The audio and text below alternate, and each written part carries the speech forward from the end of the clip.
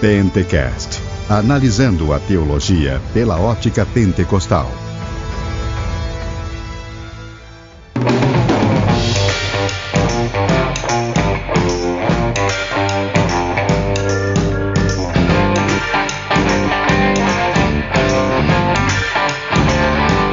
Fala, varão! Paz e graça a todos! Estamos mais uma vez com você aqui com o Pentecast. E esse Pentecast é o número 21. Eu sou o evangelista Anderson Fábio e o que eu quero é ficar na roda dos esclarecedores. É isso aí, eu sou o Giovanni Carvalho e como já dizia a minha avó, diga-me com quem tu andas, eu te direi quem tu és. Isso mesmo, queridos!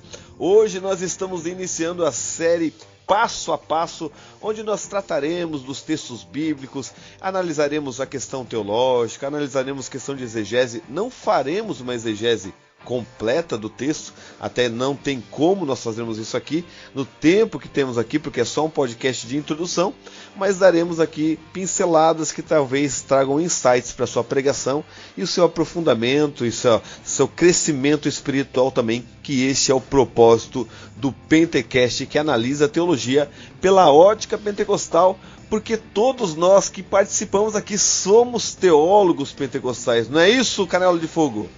É isso aí, meu irmão, nós estamos aí dentro dessa perspectiva maravilhosa, né, perspectiva pentecostal. É isso aí, queridos, mas antes de nós iniciarmos, vamos para os mantos da semana.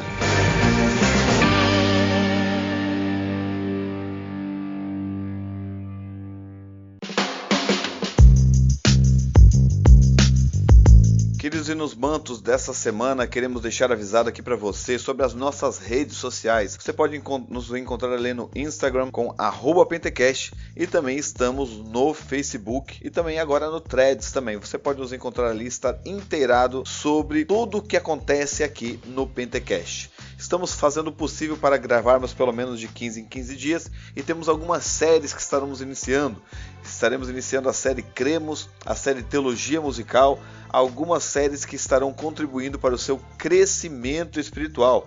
O que nós pedimos a você é que você compartilhe os nossos podcasts, os nossos vídeos, o nosso canal do YouTube, ali também tem alguns vídeos que nós estamos postando e sempre alimentando para sempre estar trazendo uma teologia sólida, uma teologia bem focada, uma teologia pentecostal, direcionada para que você venha crescer cada vez mais na teologia pentecostal. Tá bom, queridos? Fica com esse episódio aí sobre essa nova série que iniciamos, que é a série Passo a Passo, onde estaremos falando sobre teologia bíblica e tratando de textos bíblicos para trazer aqui um esclarecimento, não uma exegese de uma forma geral, mas trazendo um esclarecimento aqui sobre alguns textos bíblicos e hoje iniciando com o Salmo número 1. Um abraço para vocês aí em nome de Jesus.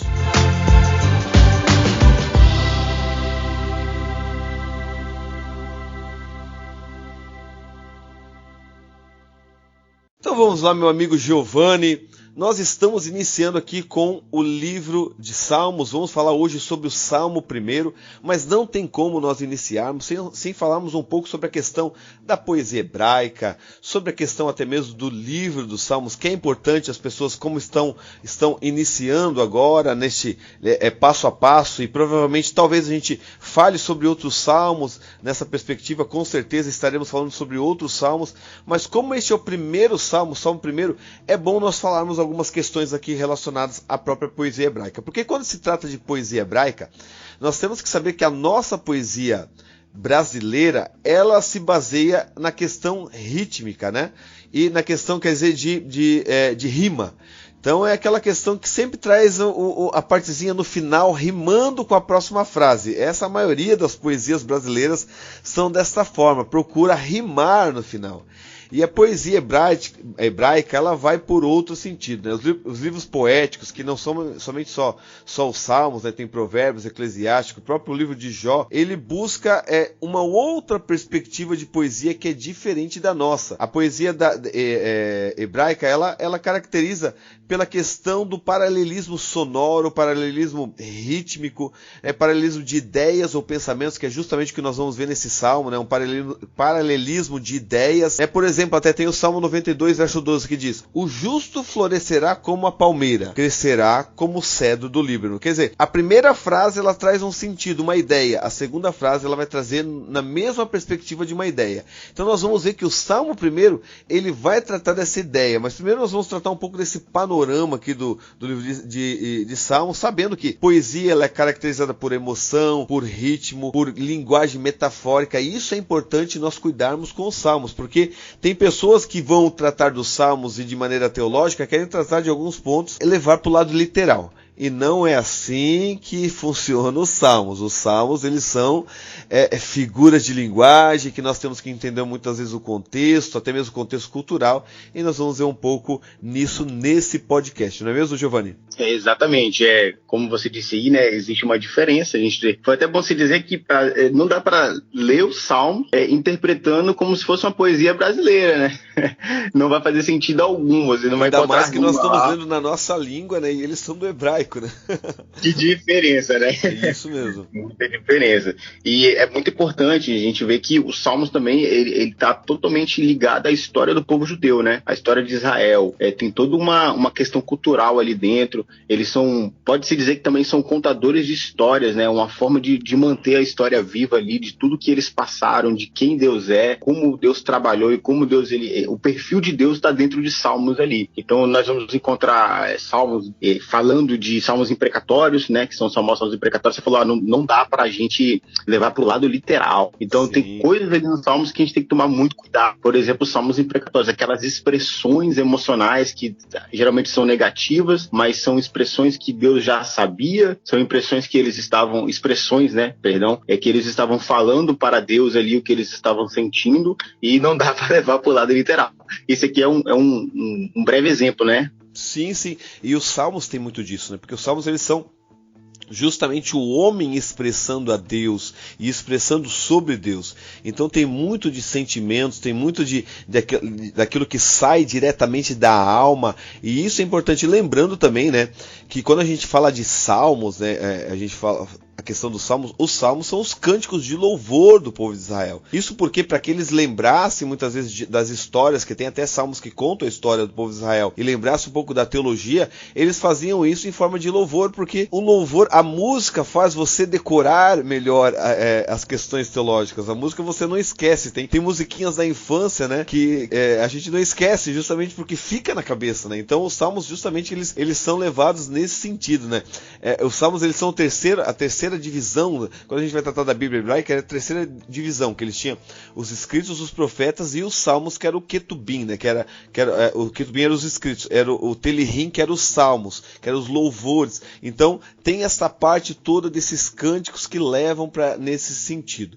E ficou Salmos justamente quando foi traduzir, né, da Septuaginta, traduziu, que tinha o nome de Tehillim, e daí quando foi a Septuaginta traduziu como Salmos, que quer dizer cânticos, louvores, porque se trata do inário de Israel. Tem até o cântico dos degraus, como talvez a gente veja mais pra frente, que é a questão ali até do Salmo 120 até o 134, se não me engano. Então são 15 salmos ali dos degraus, que eles cantam quando estão fazendo as peregrinações para Jerusalém, eles vão cantando. Tem salmos que eles cantam em festas, tem até salmos que, se não me engano, o Salmo 116, que eles cantam na parte da Páscoa, que até tem pessoas que creem que quando Jesus faz a Páscoa lá e diz lá em Mateus capítulo 26, versículo 26 em diante, ele celebrando a ceia, né? E diz que eles saindo ali cantar os salmos, que eles acreditam que era o Salmo 116, que são 115, 116, que eram salmos ali que eram cantados na Páscoa. Então todos esses salmos tinham períodos específicos que eles cantavam e expressavam essa questão do louvor. E como você falou, tem salmos imprecatórios, tem salmos como este que nós vamos ver, que é salmos de sabedoria, tem salmos de louvores, tem salmos de adoração, tem salmos diversos específicos, levando algo em direção a Deus, expressando, né, o coração humano em relação ao próprio Deus. É muito interessante que como a gente falou, né, não dá para pincelar toda a questão, né, do que Salmo se trata, até porque a gente está aqui falando de uma forma introdutória, mas aí já engatilha quem vai estar ouvindo que os Salmos ele é muito além do que a gente só lê ali, né? Então a gente vai ver, você falou, Salmos imprecatórios, Salmos da peregrinação, Salmos das expressões profundas da alma, você falou do Tehillim, né? que significa louvor. Eu estava dando uma olhada aqui na introdução de Salmos, né, dentro dessa linguagem original.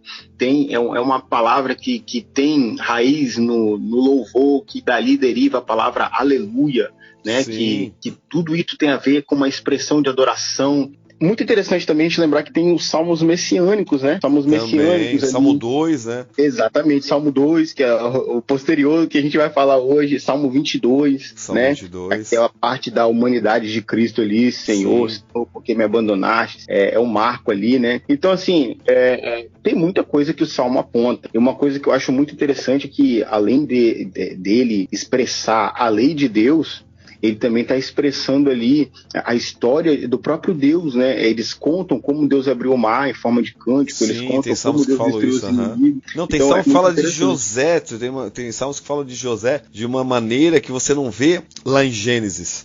Então você vê que... Porque a gente acredita, é claro que a Bíblia é inspirada por Deus e tem toda a história, mas dentro do povo judeu, como a gente conhece a cultura, sabe-se que eles tratavam da questão da tradição oral. Então eles prezavam muito por essa questão da tradição oral. Embora o que está escrito é inspirado, a tradição oral ela tem muito a dizer naquelas partes que a Bíblia não diz, para nós termos uma compreensão maior do que está trazendo. Então, dentro do que o Salmo traz, que também é inspirado, traz questões de José que lá em Gênesis não traz. Então você vê expressões que lá não traz, que completa a história justamente trazendo por debaixo de uma tradição oral que o próprio povo tinha. Então os salmos são extraordinários, porque eles completam questões, porque a Bíblia sempre, ela mesmo se interpreta. Então você vai pegando os salmos dentro do próprio contexto do que os livros históricos estão trazendo, você tem uma compreensão melhor do que o salmo está tratando. Então é extraordinário mesmo. É por aí mesmo. Essa questão do oral é ali onde você descobre aqueles pontos, né? Por exemplo, não está lá especificamente no livro X, mas o Salmo está respondendo, está complementando. Já é uma regra hermenêutica, né? De que a Bíblia ela se responde, né? Ela responde ela mesma. Ela interpreta ela mesma, isso mesmo. E lembrando também que algo bem interessante é que o Salmo original, o hebraico, né? Ele se divide em 5 livros. Nós temos um livro só que é os 150 Salmos, né? Mas ele se divide em 5 livros. O livro 1 ia do Salmo 1 até o 41, o 2 ia do 42 ao 72, o livro 3 vai do Salmo 73 ao 89, o livro 4 vai do 90 ao 106 e o livro 5 vai do 107 ao 150. E o Midrash judaico, que é um comentário judaico, comparava essa divisão dos Salmos, que são 5, com os 5 primeiros livros de Moisés, conhecido por nós como Pentateuco, né? Os 5 primeiros livros. Isso. E lembrando também que é muito importante para a gente passar realmente para o Salmo primeiro aqui, lembrando que não são todos os Salmos escritos por Davi. Isso é muito importante falar, né? Muito bom. Tem gente que acha que Davi escreveu todos os salmos. E não, tem salmo de Moisés, tem salmos dos filhos de Coré, né? Tem salmos até que acredita-se que o próprio Esdras escreveu o Salmo 119. Tem gente que acredita que até mesmo o rei Ezequias escreveu um salmo, que tem uma ligação. Então há alguns salmos que não foi Davi que escreveu. Ele escreveu a maioria dos salmos, se não me engano 73 salmos, mas não foram todos escritos por Davi. Isso é muito, muito importante falar.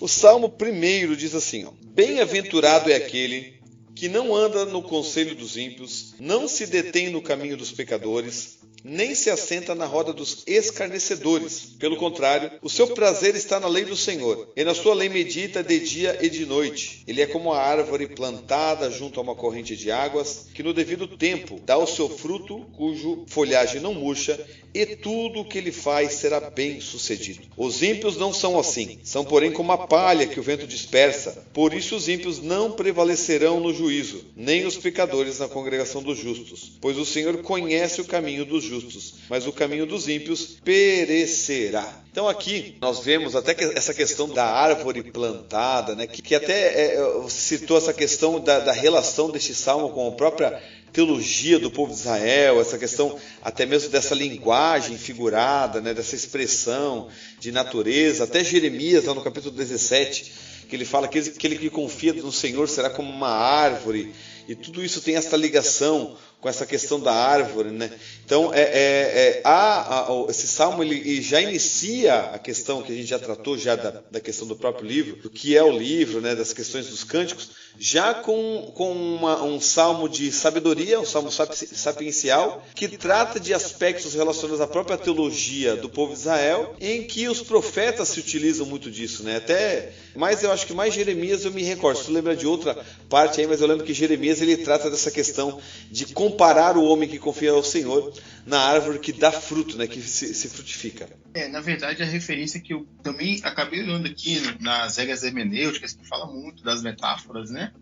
O Jeremias parece que ele é o que mais combina com esse Salmo primeiro, nessa referência de o homem que segue a lei do Senhor, aquele homem que segue os mandamentos de Deus, ele acaba sendo se comparado ali a uma árvore mesmo, de bons frutos. Se você for pegar também essa comparação, você obedece ao Senhor, você também vai ser comparado, nós vamos ver outros tipos de seres, né? Seres não vivos sendo comparados a esse justo, que talvez a lâmpada, né?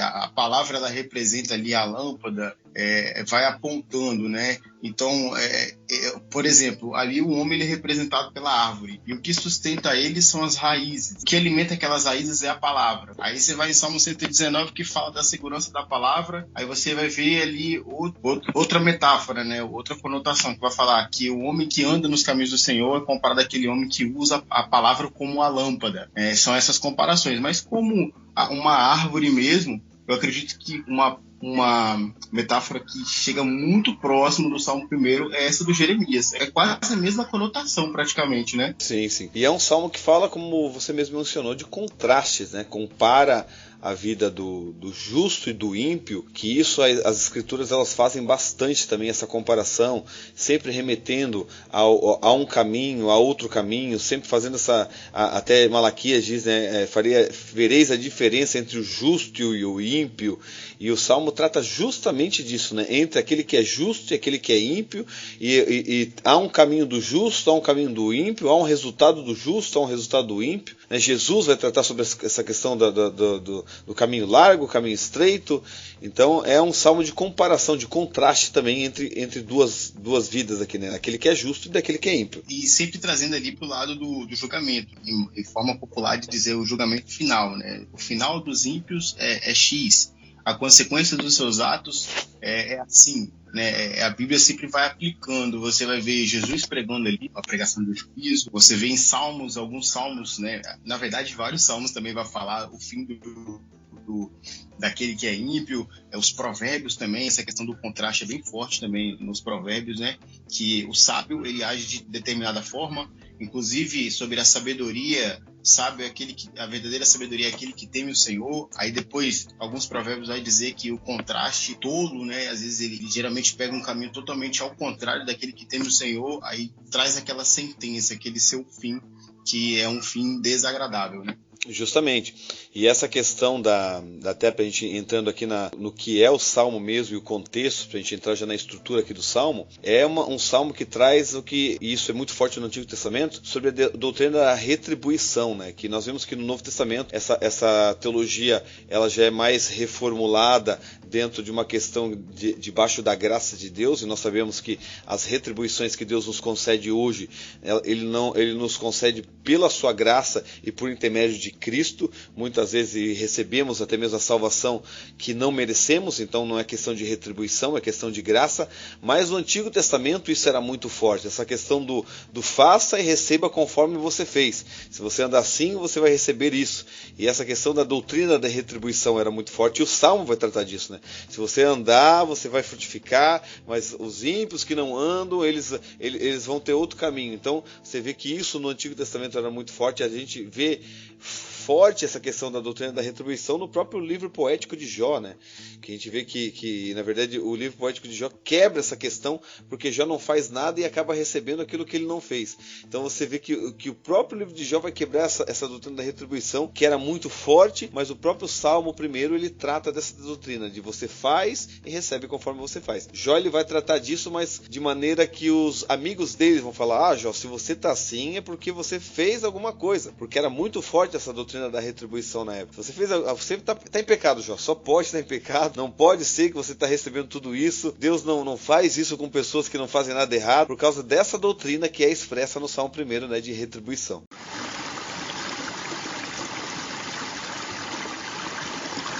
E aqui nós vamos entrar, né, até como a gente já falou, da estrutura, né? A estrutura do livro ele se divide em duas partes, como nós vamos analisar aqui, do versículo 1 ao 3, o salmista mostra o que consiste a felicidade, né, a bem-aventurança dos justos, os procedimentos, as bênçãos que ele recebe do Senhor. E a segunda parte vai do versículo 4 ao 6, que o salmista faz esse contraste entre o ímpio e o justo, como nós vamos ver no final. Não sabemos se conseguiremos chegar até o final, porque não é a nossa intenção fazer toda a exegese do texto, é mais dar um panorama aqui até essa compreensão geral, mas é importante a gente tratar de alguns textos aqui até para aguçar a curiosidade dos nossos ouvintes, né? E como a gente já falou, né, é um texto poético. Ele se trata de uma linguagem figurativa, tratando a questão de árvore, de ser plantado, de palha, de vento, é algo figurativo, é uma figura de linguagem, né? Se utiliza do paralelismo poético, né? Ele coloca uma coisa num ponto, depois reforça no outro, e depois faz comparações, que tudo isso é questão de um paralelismo de ideias, que é justamente a questão do próprio estilo poético hebraico, né? Outros elementos literários aqui, a gente já tratou de contraste, a gente já falou sobre as imagens da natureza, que isso é interessante na questão da literatura poética hebraica. Eles se utilizam de coisas vívidas do próprio contexto que eles estavam vivendo, e eles tratam disso no Salmo. Eles se utilizam da lei de Deus para enfatizar a importância da lei na vida do justo e quais as consequências dessa questão da vida na lei de Deus, e como a gente já mencionou, a questão da retribuição divina. Então, essa questão dos elementos literários aqui, só para a gente ter uma compreensão geral, para nós já entrarmos aqui na análise desse texto maravilhoso, que o irmão Giovanni que já vai iniciar aqui falando sobre a questão da bem-aventurança. O texto já inicia, né? Bem-aventurado é aquele, Giovanni. Então, o que significaria isso, essa questão de ser bem-aventurado, conforme o Salmo 1 nos diz? Então, essa questão das bem-aventuranças, de ser bem-aventurado, é muito interessante pesquisar essa palavra que nós vemos lá, o famoso Sermão do Monte, né, Jesus. Ele traz várias recomendações, várias verdades e consequências, mas antes ele começa, é bem-aventurado essa pessoa. Bem-aventurado é diferente de você ser abençoado, né, no hebraico. Por mais que eu não sei a pronúncia correta, eu sei que o bem-aventurado ele é o makairos, né, do grego, e do hebraico tem uma palavra que significa abençoado e tem a que significa bem-aventurado. Bem-aventurado é aquele que prospera em tudo, tanto espiritual, tanto emocional, até mesmo tanto material. Mas existe um estilo de vida nessa pessoa que ela é bem-aventurada. Ela é muito satisfeita, ela é feliz. E é o que a gente vai falar no decorrer dos versículos. Como o irmão falou, se der tempo a gente vai recorrer ali, né, nos versículos subsequentes, que esse estilo de vida. Uma coisa interessante que eu vejo aqui, que bem-aventurado, ou melhor dizendo, o Salmo 1, ele não começa com um mandamento, né? Ele não começa te dando uma ordenança, como Paulo fala às vezes na carta do Tessalonicenses, que ele fala, orai sem cessar, vigiem, né? Todos aqueles imperativos. Aqui não. Aqui ele está trazendo somente uma instrução. Ele está te convidando, né?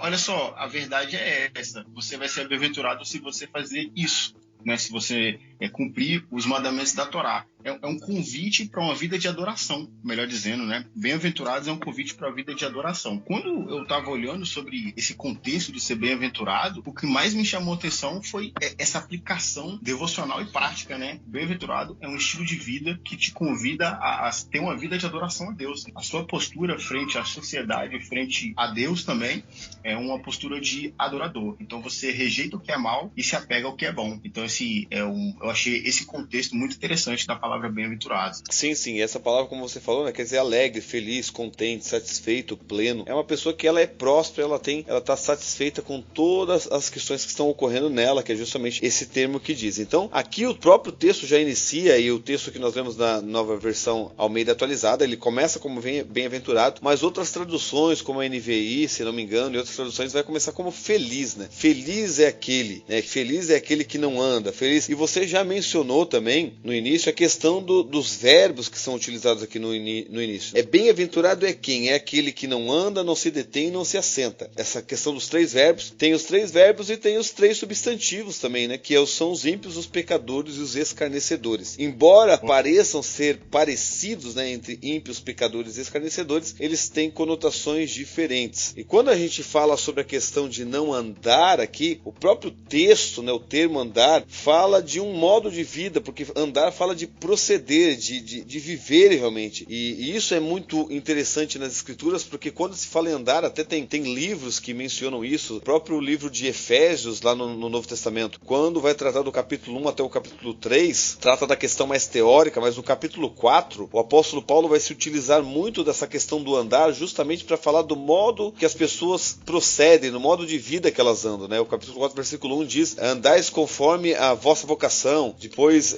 capítulo 5, versículo 1 diz: sede, pois, imitadores de Deus como filhos amados e andai em amor. Então fala sempre sobre essa questão de andar, de ter uma vida, né, de um modo de vida. Então aqui, nessa questão, tem teólogos que eu vi que falam sobre progressão, mas eu não vejo como uma progressão, eu vejo como uma regressão, né? O salmista, ele está regredindo, ele está agora andando, ele está se movimentando, ele está tendo uma ação, né, de andar, mas vai chegar um momento dele parar e já está totalmente confortável conforme o proceder aqui do texto, né, Giovanni? Que ele vai andando, ele se detém, ele para e depois já vai ver, ele já está assentado. Então é um caminho que ele está seguindo aqui. É verdade. E isso são coisas do cotidiano, né?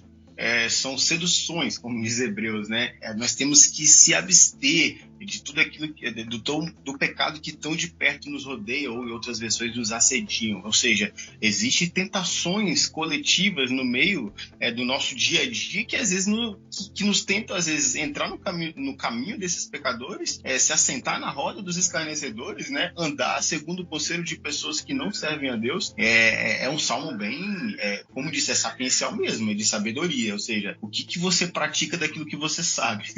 É bem interessante. É o que você falou, é uma sutileza, ele vai crescendo de acordo com o que o salmista vai descrevendo, né? Justamente, andar segundo o conselho, né? Conselho é o desígnio, o propósito, e os ímpios, a palavra ímpio aqui, ela é muito forte, porque ela fala sobre a pessoa que é pecaminosa, é perversa. Então, você vê que uma pessoa que ela é feliz, ela não vai proceder conforme o desígnio dos perversos, conforme o conselho, conforme a visão, conforme o modo de vida, o modo de viver. Você imagina que as pessoas dizem até, né? Se o conselho fosse bom, se venderia. Mas ser aconselhado por pessoas que são pessoas de Deus, que têm um aconselhamento debaixo de uma fundamentação bíblica, é algo bom, é algo que vai te levar para mais perto de Deus e vai te orientar conforme os propósitos de Deus. Mas você receber conselhos de pessoas que não servem a Deus, que são pessoas perversas, embora até esses conselhos possam parecer bons aos nossos olhos, a pessoa que não serve a Deus, que ela é um ímpio, que ela é uma pessoa perversa, ela não tem o seu coração fundamentado pelas Escrituras. E embora o conselho possa parecer um conselho bom, o fim dele com certeza não vai trazer benefícios. São mais ou menos aquelas frasezinhas de Facebook que a pessoa ela olha, acha boa, compartilha, mas ela não medita para saber que é uma frase completamente fora do padrão bíblico, né? Exatamente. E é muito interessante que a gente ainda não regredindo, né, a nossa pauta, mas tudo isso está dentro, né, do assunto. Por exemplo, você acabou de falar, uma pessoa que, vamos usar o termo, não é hipócrita, né? Ela não vive de teatro, ela pratica, ela tem bom conselho para dar. Então são pessoas assim que o Deus deseja que o teu servo ele se associe, não fazendo associações contrárias às Escrituras. E é através desse tipo de pessoa que surgiu o Sermão da Montanha, né? Na época, as lideranças religiosas da época de Jesus eram os fariseus. Eles não praticavam aquilo que eles pregavam, né? Eles seguiam somente a tradição, eles queriam ser honrados, eles rejeitavam a humildade, eles amavam o dinheiro, eles viviam de forma hipócrita. Então que Jesus falou assim, vocês podem fazer até o que eles falam, mas não fazem o que eles fazem. Eles eram espiritualmente cegos, eles não aceitavam o propósito divino, né, do Messias. Então eram pessoas que queriam ser seguidas, eles queriam seguidores, e acabavam que bem-aventurado era aqueles que estavam na contramão daquele sistema, que consequentemente sofriam. Então essa é uma estrutura do sistema ímpio, o sistema impiedoso, alguém perverso, alguém ruim, alguém mau, e o mundo ele é recheado desses sistema, né? O mundo ele segue esse sistema, é até bíblico essa palavra, né? É o sistema do mundo, e nós temos que ir de contra. E o Salmo 1, ele expressa muito bem isso daí. E justamente porque, assim, a pessoa até ela está caminhando, né?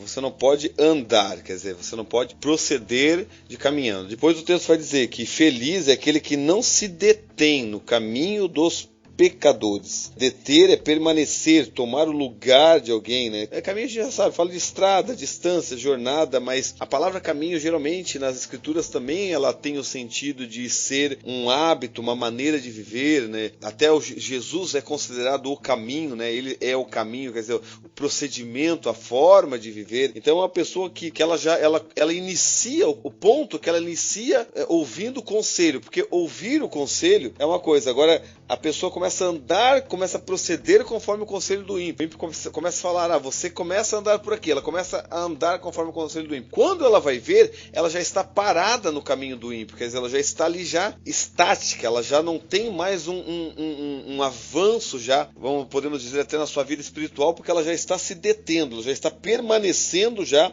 está tomando lugar do modo de viver, da maneira de viver dos pecadores, né? Que até o termo pecadores aqui no original quer dizer expostos à condenação, aquelas pessoas que são os ofensores. Então você vê que a pessoa ela começou a andar conforme o conselho de pessoas que não eram crentes, ímpias. Agora ela já está parada já no modo de viver de pessoas que estão debaixo de uma condenação. Então você vê que é uma regressão, ela está regredindo. Ela estava andando, agora ela já está parada e nós vamos ver no próximo, né, que agora depois ela já vai estar sentada já. Ela já não está mais parada em pé, porque aqui como fala de assentado o próximo, dá a entender aqui que ela está em pé. Ela estava andando no conselho, agora ela parou no caminho e depois ela vai se assentar na roda. Então vê como é que é essa regressão da pessoa que não é feliz, que não procede conforme a palavra. Exatamente, é como se essa pessoa estivesse perdendo a sua característica, né? Justamente, tu vê que é um proceder, entende? Por isso que a gente fala, aquela pessoa caiu, mas ninguém cai de um dia para o outro, entende? Ninguém se afasta de Deus de um dia para o outro. E isso que é interessante neste salmo, porque ele fala feliz, porque geralmente quando as pessoas elas vão buscar o caminho do pecado, elas estão buscando de certa forma um caminho de felicidade, compreende? Mas aí o salmo vai dizer justamente o contrário. Olha, feliz é aquele que não anda segundo o conselho dos ímpios. Qual que seria o conselho dos ímpios? Peque mesmo, aproveite a vida, vai fazer o que você gosta, o importante é ser feliz, entende? Só a gente trazer meditar e se aprofundar um pouco mais nisso. Aí a pessoa vai e acaba caindo nessa lorota, né? Começa a andar nesse conselho do ímpio. Quando ela vai ver, ela já está tão influenciada que ela já está vivendo distante de Deus, muitas vezes até mesmo dentro da igreja, e está parada, ela está estática, ela não consegue ir adiante, porque ela já está se detendo no caminho dos pecadores, ela já está vivendo uma vida pecaminosa já, até o momento que ela já vai estar assentado, que o assentado ele vai mais profundo ainda, e é questão até de que beira a apostasia, como nós vamos ver. Então, é uma regressão, é um afastamento de Deus, que a pessoa que é feliz, ela vai buscar viver contrário ao que nós estamos aqui falando.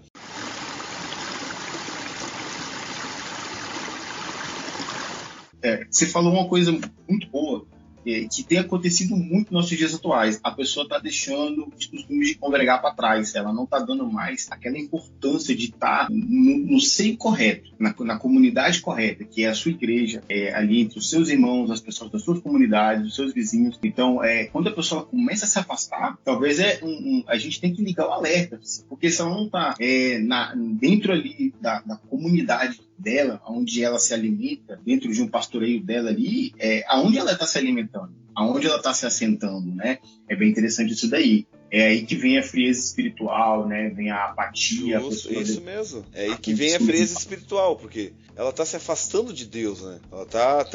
Ela já, primeiro que ela não deveria nem ter ouvido o conselho, nem deveria ter começado a andar no conselho de ímpios, entende? Que é justamente aquelas vozinhas que vêm e começam a se distanciar. E quando fala de conselho de ímpio, a gente imagina uma pessoa aconselhando outra, mas a gente pode ir muito além disso. É ouvir a própria voz do mundo, a própria voz das redes sociais, a própria voz das mídias sociais, em que a pessoa começa a ouvir isso e começa a dar atenção e vazão a essas coisas, essas vozes que vêm, entende? E daí ela começa a achar que esse é o padrão que ela deveria viver, e daí ela já está parada já, né, no caminho dos pecadores, e daí se achega, como a gente vai ver agora, ela se assenta à roda de escarnecedores. E por que eu falei, né, que isso beira apostasia? Porque se assentar, quando fala se assentar, está falando de habitar já está estabelecido, já está confortavelmente no lugar. Uma coisa é você está andando, você está em pé andando, você pode retornar e continuar andando o contrário. Você pode voltar andando. Parado, você pode voltar a andar e voltar para o caminho. Assentado, você já está confortavelmente naquela posição. Se assentar é estar confortavelmente naquela posição. E quando fala de roda, nós imaginamos aquela rodinha, né, Giovanni? Uma rodinha de pessoas batendo papo, né? O texto original, roda, quer dizer habitação, moradia, fala da localização. Então você vê que é uma pessoa que está habitando, tendo uma morada já no lugar. Entende? Uhum. Já se estabeleceu ali. E se estabeleceu aonde? Que roda é essa? Essa habitação é do quê? Essa moradia de quem? E daí que entra a beira da apostasia, porque fala dos escarnecedores. E escarnecedores quer dizer aqueles que zombam da palavra, que zombam do evangelho, que desprezam as questões espirituais, que ridicularizam, né, as questões espirituais, entende? Então você vê que primeiro é uma pessoa que aconselha, pode ser um conselho até que aparentemente seja um conselho bom, mas é um conselho de um ímpio. Depois está se detendo num caminho de um pecador, de uma pessoa que está debaixo de uma condenação. Agora já está confortavelmente habitando num lugar que é de pessoas que desprezam e ridicularizam a palavra. Você vê como está à beira da apostasia? E é muito interessante que a pessoa, às vezes, ela não tem noção quanto ela está se doando a sua conduta para as coisas erradas. E isso em todos os âmbitos da vida.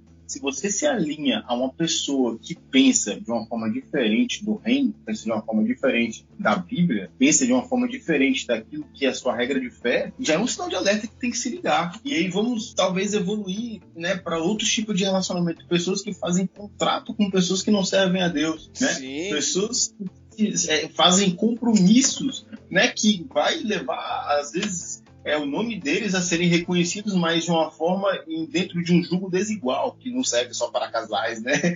Então, assim, é muito interessante isso daí. Isso é interessante, é muito atual, né? É porque esse esfriamento espiritual, às vezes as pessoas acham que é um esfriamento só das questões de manifestações espirituais, e não é. É um esfriamento espiritual daquilo que o Espírito Santo tem para nos dar de discernimento, e ele não consegue mais ter esse acesso, né? É muito complicado. Mas, graças a Deus, Deus para isso. Não, você disse assim, graças a Deus nós temos a palavra de Deus para isso, né? Para nos alertar que existe um caminho mau, a Bíblia está mostrando que existe uma recompensa para o mal e também existe uma recompensa para o bem. Então você tem esse poder de escolha, você tem aonde buscar esse discernimento, né, para viver de forma correta. Sim, justamente. E você vê que o caminho que essas pessoas geralmente elas buscam, né, de ouvir conselhos, de se deter, de se assentar, na maioria das vezes elas vão seguir esses caminhos e essas vozes que o mundo está trazendo, justamente para buscar a felicidade. E o Salmo justamente diz que feliz não é a pessoa que faz isso, entende? Que as pessoas buscam prazer muitas vezes nas coisas do mundo, e o Salmo diz, não, o prazer não está nisso, a felicidade não está nisso, a felicidade é justamente o contrário disso. Se você pensa que você ouvir o conselho do que o mundo está falando, que você vai se dar bem, que você vai, se você pisar em cima do outro, se você viver conforme o mundo está caminhando, viver conforme os pecadores vivem, e buscar esse modus vivendi, né, esse modo de vida que o mundo oferece, e você achar que a felicidade está nisso, o Salmo primeiro diz que é justamente o contrário. Feliz não é o homem que anda segundo esse conselho, não é o homem que se detém nesse caminho, não é o homem que se assenta nessa roda. Feliz é justamente o contrário. E daí que a gente entra justamente no texto que diz, antes disso tudo, antes de ouvir o conselho, antes de se deter, antes de se assentar, o que o Salmo vai dizer até no versículo 2, né? Que que nós lemos, diz pelo contrário, né? Mas a versão principal diz antes, né? Antes disso, o que ele tem? Qual que é o prazer dele? Ele tem seu prazer na lei do Senhor, e nela medita de dia e de noite. Olha só que extraordinário isso, entende? Então você vê que uma pessoa ela busca o prazer no lugar errado. O prazer que a Bíblia, o Salmo diz que está para para a pessoa que ela quer ser feliz está nas Escrituras, está na lei do Senhor, está na Bíblia Sagrada, está em meditar na Bíblia, né? E ter prazer é se deleitar, é ter desejo, né? É desejar isso, é ansiar por isso, que é algo quando a gente se converte, você vê que quando a gente nasce de novo, o Espírito Santo coloca essas vontades em nós que não existiam antes, né? Vontade de conhecer a Deus, vontade de conhecer as Escrituras, e o prazer está nisso, de você ter esse relacionamento com Deus, você ter esse relacionamento com as Escrituras, de você se aprofundar, e as pessoas elas se iludem com o prazer momentâneo que o mundo oferece e se esquecem de que o verdadeiro prazer está em obedecer a Deus e viver conforme a palavra de Deus, né? Que é complicado. E as pessoas não conseguem achar a felicidade e se iludem com o mundo justamente por causa disso. Muito interessante isso daqui, por mais que fala que ele tem o seu prazer na lei do Senhor, ele medita de dia e de noite. Talvez alguém que talvez não tenha como eu posso dizer, nas suas mãos umas regras hermenêuticas para entender realmente o que esse texto está falando. Porque olhando de forma literal, fala assim, eu vou ler a Bíblia de dia e de noite, todo dia eu tenho contato com a Bíblia. Mas é o que você falou, além disso, a partir do momento que o Espírito Santo começa a te dar esse desejo, esse discernimento, né, isso vai fazer parte da sua vida. E já que já começou falando aqui que antes dele se assentar, antes dele se deter, antes dele ceder ao caminho dos ímpios, antes disso ele já tem esse estilo de vida, ou seja, ele vai estar protegido. E lembrando que a regra de fé daqueles que servem a Cristo está na Bíblia. A palavra de Deus ela é viva, né? Como diz Hebreus, ela é eficaz, ou seja, ela funciona. Ela não é uma palavra qualquer, ela funciona a partir do momento que você medita nela. Muitos crentes hoje não estão meditando na Bíblia como deveria ser meditado, né? Talvez nós queremos a Bíblia como um instrumento de habilidades hermenêuticas, ou como uma instrução de como ganhar mais dinheiro, ou de como lidar com o dinheiro, que a gente também está vendo algumas coisas relacionadas à ligação bíblica, por mais que sejam verdades, né? Ou Bíblia como um livro histórico, mas ele é um livro eficaz que ele faz um efeito na nossa vida moral e na nossa vida espiritual. E eu acho que é uma das maiores crises que nós estamos tendo hoje, são crises morais e crises espirituais, né? E de pessoas que sabem a importância da palavra de Deus, principalmente cristãos. Então nós temos que entender que, cara, a Bíblia é algo que funciona. Funciona. Isso aí. E diz que essa questão está ligada na meditação, né? Até o texto meditar, que é a palavra meditar, fala da questão até daqueles animais, que é ruminar. Meditar de dia e de noite é você ficar mastigando as escrituras, ficar pensando nela, ficar analisando o texto, que texto interessante, ficar ali. Quanto mais você fizer isso, mais você vai conhecer a Deus, mais você vai conhecer a palavra, porque a Bíblia ela é um poço sem fundo, né? Ela é um oceano de conhecimento, de sabedoria, que por exemplo, esse texto, né? Às vezes, talvez muitas pessoas leram, né? Mas olha só quanto nós já tratamos aqui do texto, quanto nós já nos aprofundamos e poderíamos nos aprofundar ainda mais sobre essa questão do texto, porque a Bíblia é um oceano sem fundo. E nós precisamos criar o hábito de meditar, ter esse momento de meditação nas Escrituras, que isso é o caminho da verdadeira felicidade, que depois nós vamos ver aqui a comparação que se faz, né, daquele que medita de dia e de noite, que o próprio texto diz.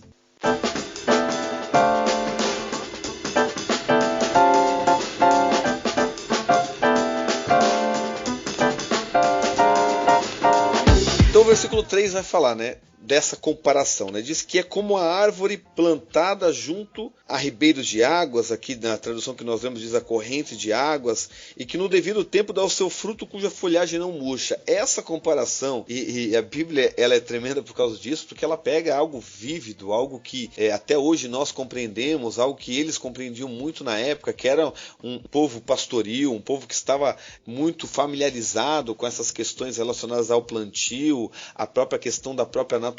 E aqui o interessante é que aquele que medita de dia e de noite é comparado a uma árvore, mas não é só uma árvore, né? O texto diz que é uma árvore que foi plantada. E essa questão de plantada ela é interessante porque a árvore ela poderia ter nascido com um passarinho que jogou uma semente ali, com uma borboleta que pegou uma semente em algum lugar e deixou a semente cair ali, mas aquele que medita, ele não está ali por acaso, ele foi plantado, e quando fala de plantado, fala que alguém plantou, é uma árvore que está sendo cuidada, é uma árvore que teve o propósito de ser plantada ali, junto a ribeiros de água, né?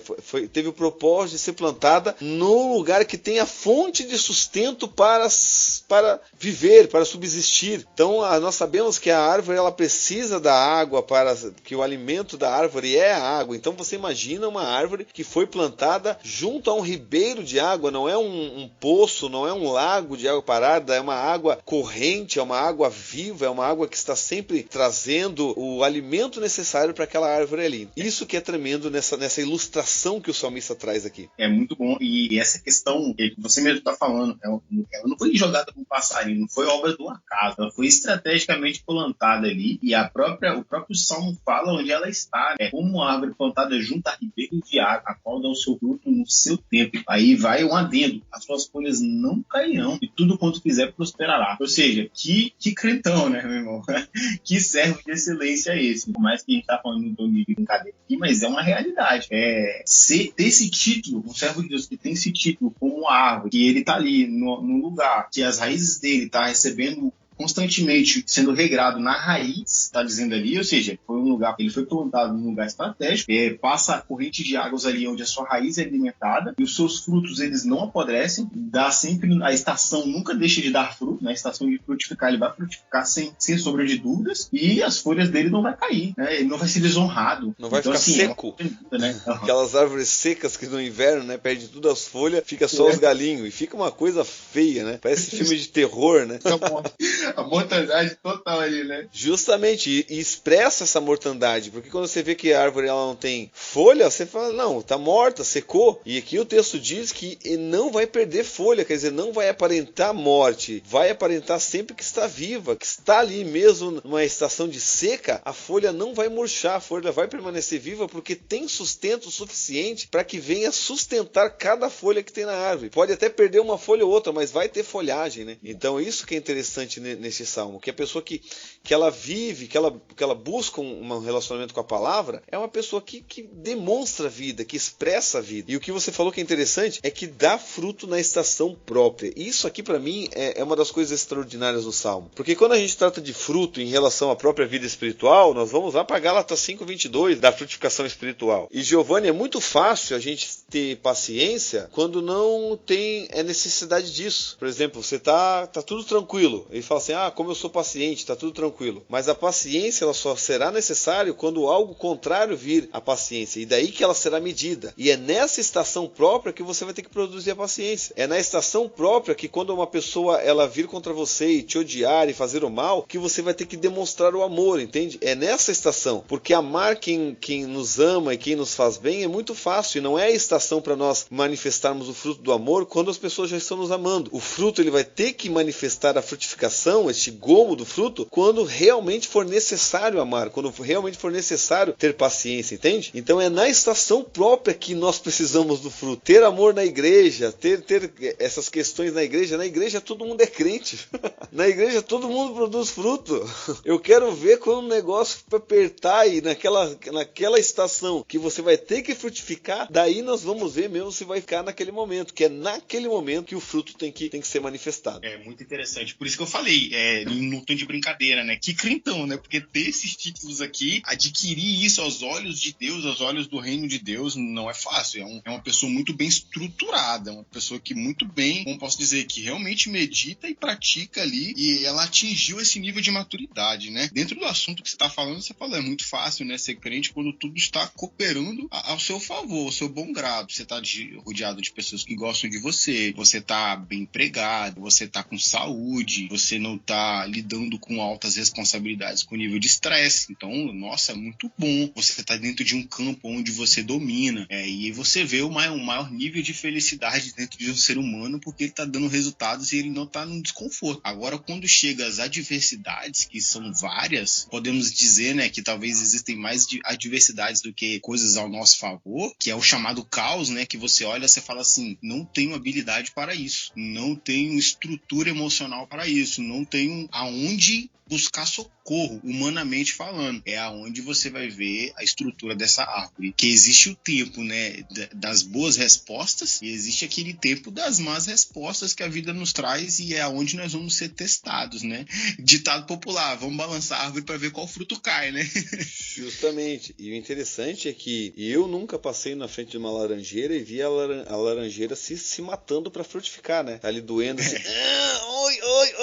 Agora eu vou conseguir. A laranjeira, ela frutifica naturalmente, entende? Então aqui pelo Salmo, o que o Salmo está dizendo? Se você meditar na Bíblia de dia e de noite, a frutificação ela vai vir, meu irmão. Não tem como não. Se você ter um relacionamento com Deus, se você não andar, se você não se deter, se você não se assentar e você meditar na Bíblia de dia e de noite, ser o seu hábito, se alimentar das Escrituras, a frutificação ela vai vir, será algo natural, não é algo forçado, é algo natural. Nós costumamos pensar que nós temos que nos esforçar, né? Temos que nos matar para viver conforme o Evangelho. Claro que a gente tem que ter uma consciência daquilo que a gente está fazendo, mas o principal da questão da parte espiritual é a gente buscar, a gente está ali na água, ali na fonte dos ribeiros, nos alimentando espiritualmente da seiva ali, da própria água aqui desses ribeiros, e está meditando na palavra que conforme o tempo e o fortalecimento e o crescimento, vai chegar a estação que a frutificação ela vai vir, mas nós precisamos criar o hábito da meditação,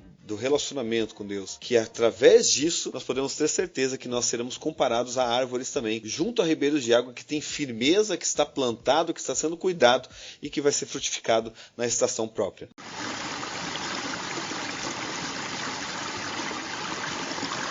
Mas a gente já tem que encerrar, queridos, já estamos bastante tempo aqui, já deu quase 1 hora de podcast, e nós vamos encerrar aqui com a questão do versículo 4, e aí os outros vão mais ou menos nesse sentido, mas do 4 ao 6 vai tratar desses dois caminhos, do caminho do ímpio e do caminho do justo. Do justo nós enfatizamos mais aqui, que é o propósito aqui dos primeiros textos, mas do ímpio que é interessante nós encerrarmos aqui, e diz assim, os ímpios não são assim, quer dizer, tudo que nós falamos agora, os ímpios não são. Os ímpios, eles se detêm, eles se assentam, eles andam conforme os conselhos, eles não meditam na palavra, os ímpios não são como árvores plantadas, eles não são conforme tudo que nós falamos assim. E aqui o texto vai dizer de algo que traz a conotação de não ter firmeza, né? Então os ímpios não são como uma árvore que está firme num só lugar, que está ali se alimentando, que tem o seu sustento. Eles são como uma palha, quer dizer, você joga a palha para cima, o vento leva a palha para longe. Então é mais ou menos assim que o ímpio diz. Então aquele que não medita, qualquer vento leva. Qualquer vento de doutrina, como vai dizer no Novo Testamento, leva para longe. Qualquer coisa leva. A pessoa que ela não tem uma fundamentação na Bíblia, qualquer coisa leva ela para longe da Bíblia. Ela não tem estrutura, ela não tem firmeza, ela não está tomando o alimento ali nos ribeiros. Então ela é jogada para cima, o vento vem,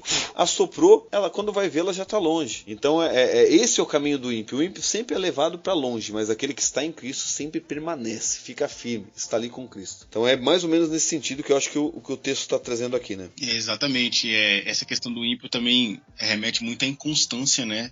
Ele está sempre galgando em busca dessa felicidade, em busca desses resultados que são somente externos, e ele vai ser como um vento, como a palha levada pelo vento, né? Interessante, ele não tem constância conforme uma árvore que está enraizada ali, né? Esse contraste bem legal. Queridos, muito bom, muito bom. Poderíamos estar falando muito mais aqui desse texto. Olha, é incrível a meditação na palavra. Queríamos aqui só nos aprofundar um pouco, para você conhecer um pouco mais o Salmo. Logo voltaremos com essa série aqui, a série Passo a Passo, com outros textos, ou podemos até voltar com um outro Salmo. Vamos ainda verificar como é que nós estaremos procedendo com essa série, se trataremos de outros livros, mas é uma série interessante, onde nós tratamos aqui de um pouco de exegese, um pouco de hermenêutica, um pouco de teologia bíblica, um pouco da própria teologia do texto, para que você venha ter uma compreensão aí maior dos textos bíblicos e possa trazer frutificação também para a sua vida espiritual. Eu sou o evangelista Anderson Fábio e um abraço para vocês aí todos. Deixe seu abraço e suas considerações aí.